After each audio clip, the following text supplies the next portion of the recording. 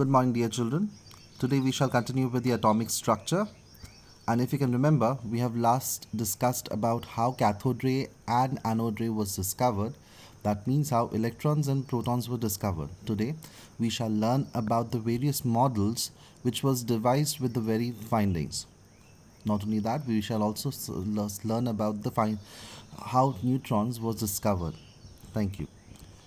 Now, the very first model that was proposed was by Thomson, J.J. Thomson, and the model was called as plum pudding model.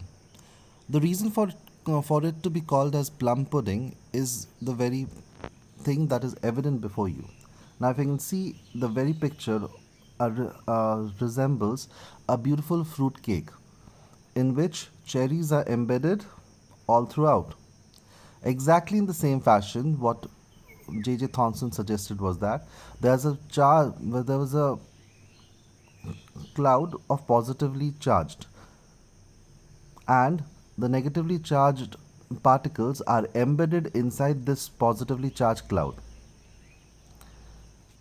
And this thing neutralizes the effect of the cloud. Now, this particular model had a number of flaws. The biggest flaw was that it was unable to explain how a chemical reaction could take place. If he suggests that the cloud is a solid mass, or rather like a cloud, so if another atom comes near to it, there shall be repulsive forces that will act on it. So how can a chemical bond be formed? So as a result of this, the particular model was rejected and a new model was discovered, and that was given off by Rutherford. The second model was proposed by Rutherford. Now he did this with a very beautiful experiment that was called as alpha scattering experiment. Now if you can see the alpha rays. What is an alpha ray? Alpha rays is nothing but a positively charged rays. A radiation that is emitted during the if Thomson's was to be believed, then he proposed that if he allowed the alpha rays to pass through the thin leaf of a gold, it should all return back to the original place. So what he did, he bombarded a thin gold foil with the alpha rays. To his surprise, to his findings, what he found was that most of the rays passed undeviated, some of the rays started scattering, and very few returned back to its origin. His observation led to the formulation of Rutherford's planetary model. Now, basically, what he found was that most of the rays passed undeviated, suggesting there has to be a huge amount of empty space. Second thing, that some of the rays was deflected to one or the other places. So what he suggested was that maybe the movement of the electron deflected the rays, few rays, to different directions. And since some of the rays returned back to its origin, means something solid, positively charged particle is present at the center of the atom. This led to the discovery of planetary model. You can see this thing. What he suggested was a positively charged nucleus which is situated at the exact center of the atom, and electrons revolve around the nucleus in a circular path. And to create the neutrality of an atom, the number of protons present in the nucleus was equivalent to the number of electrons present outside or in extranuclear space.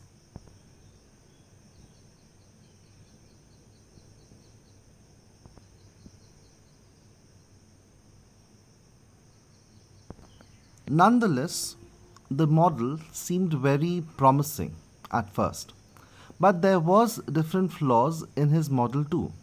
The biggest flaw that was found over here was that the stability of an atom was not explained by Rutherford himself. According to the law of thermodynamics and mechanics, if a charged body is revolving around the nucleus, then with every revolution, it would radiate some amount of energy,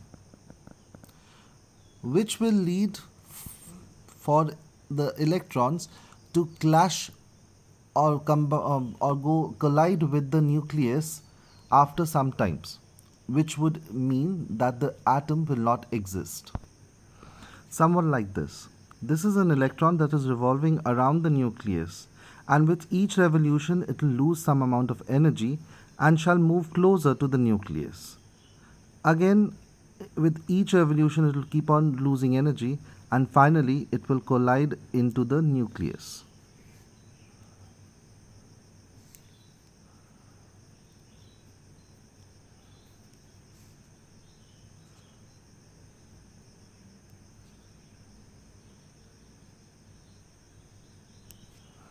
Now, this instability of an atom was never explained by Rutherford.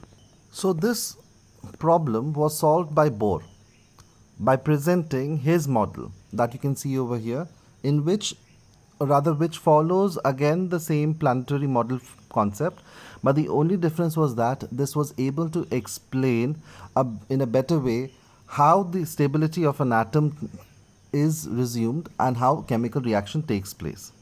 According to Bohr, the electron revolve around the nucleus in a fixed orbit, and the energy of the orbit is also fixed. Till whatever time the electrons are revolving around the nucleus, it will possess the same energy without absorbing or radiating energy. If supposedly extra energy is given to the electrons, it will absorb the energy and will jump to a higher energy level to which the energy is equivalent to. In this state, the electrons will become excited. When the excitement will be over, it will radiate back the energy and come back to its ground state.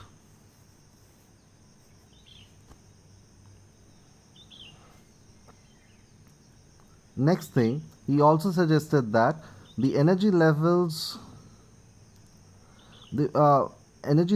can be named in terms of n,